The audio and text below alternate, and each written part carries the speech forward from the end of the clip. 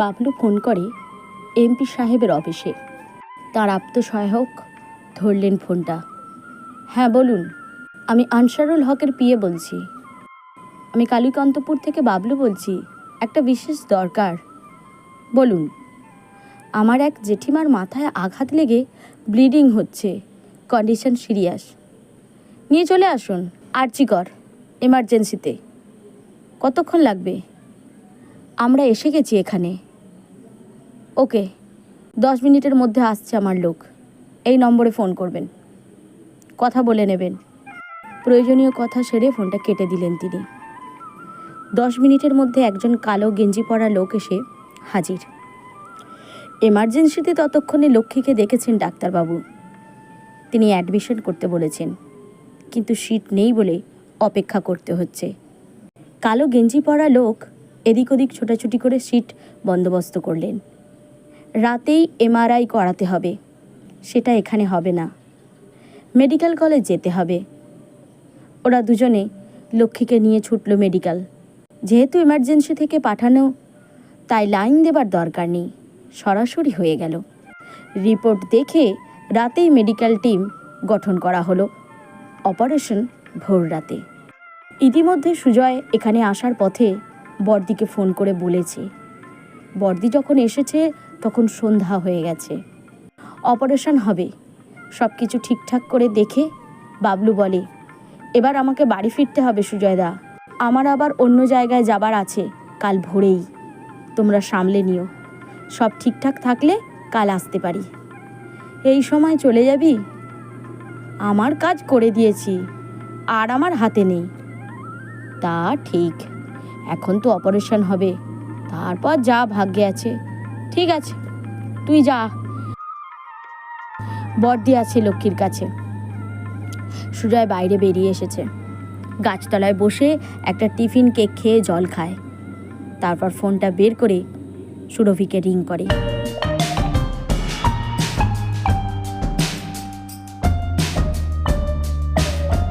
কি হলো তোমার? এত রাত হয়ে গেল, কখন ফিরবে? সুরভি, অনেক কিছু হয়ে গেছে, আমি আজ রাতে ফিরছি না। ফিরছি না মানে? এই তো তখন বললে আয়া রাখবে একটা। আমি এখন আরজিকর হাসপাতালে আছি, মাকে ভর্তি করা হয়েছে, রাতেই অপারেশন হবে। এত কিছু হয়েছে জানাওনি? সময় পেয়েছি, ভাগ্যিস বড়দি এসেছে, না হলে তো আমি একা। সুজয় বড়দির কথা বলল একটু ইতস্তত করে। ও, তাহলে বড়দিকে ফোন করেছিলে? হ্যাঁ, এখানে আসার আগে। বড়দি এসে গেছে সন্ধ্যের সময়। তাহলে ভালো হয়েছে, আর আয় রাখার দরকার নেই। না না, সেটা বুঝে শুনে হবে, তোমাকেও সব ভাবতে হবে না। দ্রুম কি করছে? তোমার জন্য একটু কাঁদছিল, এই একটু আগে ঘুমিয়ে পড়েছে। ঠিক আছে, আমি ভোরবেলা ফোন করব, এখন ছাড়ছি। হ্যাঁ শোনো, টাকা পয়সা আছে? বিশেষ খরচা এখানে হবে না বলেই মনে হয়, আর ক্যাশ টাকা কিছু আছে। তাছাড়া ফোন আছে, চিন্তা করতে হবে না তোমাকে। সে কি আর আমাকে চিন্তা করতে হয়? তাহলে কি এই দুর্গতি হয়? ঠিক আছে, রাখো। সুরভি ফোন কেটে দেয়। এখন রাত 12:30। অপারেশন টেবিলে লক্ষ্মী। বাইরে গভীর উদ্বেগ নিয়ে বসে আছে সুজয়ের বড়দি শ্যামলী। সুজয় পায়চারি করছে। 50 মিনিটের অপারেশন শেষে ডাক্তারবাবু জানালেন ইটস ওকে। বেডে শুইয়ে দেবার পর দেখতে পারেন, তবে সেন্স নেই। সেন্স ফিরলে সাবধানে কথা বলতে হবে, সেটা সিস্টার বলে দেবেন। একটা ঝড় কেটে গেল। সুজয় বাইরে এসে গাছতলায় শত শত মানুষের মধ্যে বসেই রাত কাটিয়ে দিল। ভোরের পাখিরা কিচিরমিচির শব্দে হাসপাতাল চত্বর মুখর করে তুলেছে। কাকগুলো নাচতে নাচতে খাবার সন্ধান করছে আর ক্যা ক্যা শব্দ করছে। এক চা বিক্রেতা সুজয়ের সামনে দাঁড়িয়ে পরপর কয়েক কাপ চা বিক্রি করে ফেলল। সুজয় দেখছে 10 টাকা প্রতি কাপ, কিন্তু গ্রামে 5 টাকা করে। চা খেয়ে লাভ নেই। একজন খবরের কাগজ নিয়ে ঘুরছিল। পাশের ভদ্রলোক একটা প্রতিদিন নিলেন। সুজয় তাকে বলে, একটা পেজ দেবেন?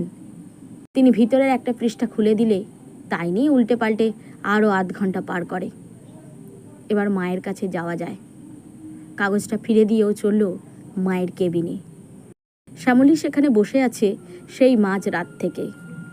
জ্ঞান ফিরেছে লক্ষ্মীর, কিন্তু কথা বলার সামর্থ্য নেই, শুধু চেয়ে আছে। মাঝে মাঝে চোখের তারা ঘুরিয়ে দেখছে এদিক ওদিক। শ্যামলী একবার মা বলে ডাকলে লক্ষ্মীর চোখে টপ টপ করে জল ঝরে পড়ে। সুজয় এসে দেখে মা বলে ডাকলে সেই এক দৃশ্য।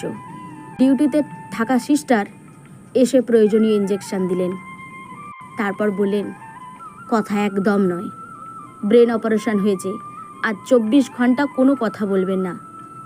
সুজয় বলল, দিদি তুই বাইরে গিয়ে কিছু খেয়ে আয়, আমি এখানে আছি, তুই এলে আমাকে বাড়ি যেতে হবে একবার। শ্যামলী বলল, আজই বাড়ি যেতে হবে? আজই, আবার আসছি পরে, তুই কিছু খেয়ে আয়। শ্যামলী তার ব্যাগটা হাতড়ে 10টা টাকা নিয়ে বেরিয়ে গেল। সুজয় ঘরে দাঁড়িয়ে রইল। আধ ঘন্টা পরে শ্যামলী ফিরে এলে সুজয় বলে, এই টাকাটা রাখ, কখন কি কাজে লাগবে জানি না। দুটো 500 টাকার নোট ধরে দিতে যায়। আমার কাছে কিছু টাকা আছে, এখন দরকার নেই, দরকার হলে চাইব। সুজয় বেরিয়ে পড়ে। শ্যামলী মায়ের দিকে তাকিয়ে দাঁড়িয়েই থাকে। তার মা চোখ বন্ধ করে আছে এখন, হয়তো ঘুমিয়ে পড়েছে।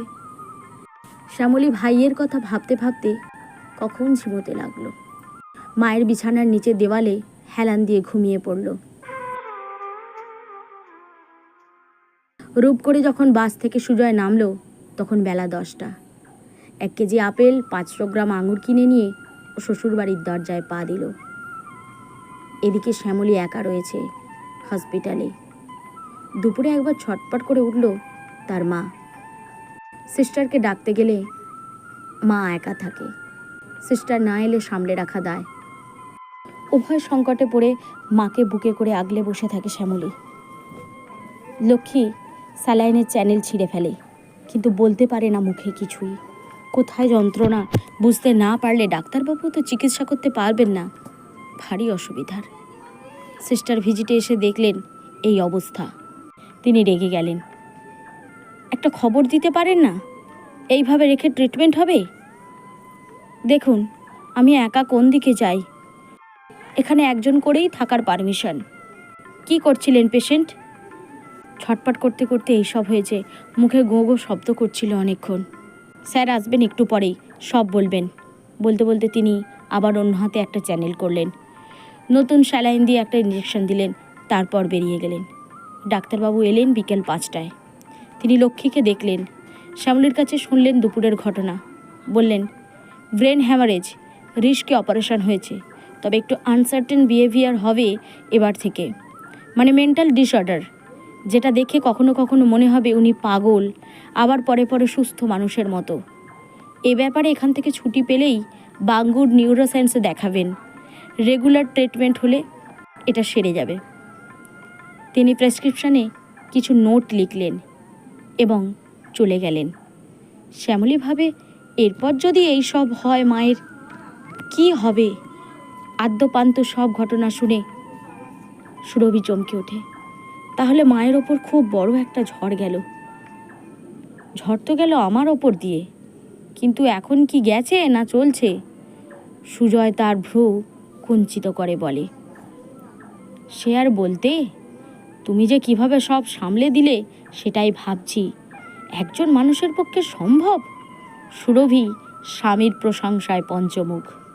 সম্ভব, তাই অপারেশনটাও তো হয়ে গেল। তুমি তাহলে এমপি সাহেবের সঙ্গে ভালোই হাত করেছো বলো? ওই হয়েছে, নাহলে এক বাক্যে ছুটে আসে। কথাটা ঠিক বলেই সুরভি মনে করে, যদিও তার কাছে এখনও অনেক কিছুই অধারা। সেই সব জানলে সুস্থ মানুষ অসুস্থ হয়ে পড়বে। তাই সেই সব জানার বা তুলনা করে পাঠকদের বিব্রত করার দরকার নেই।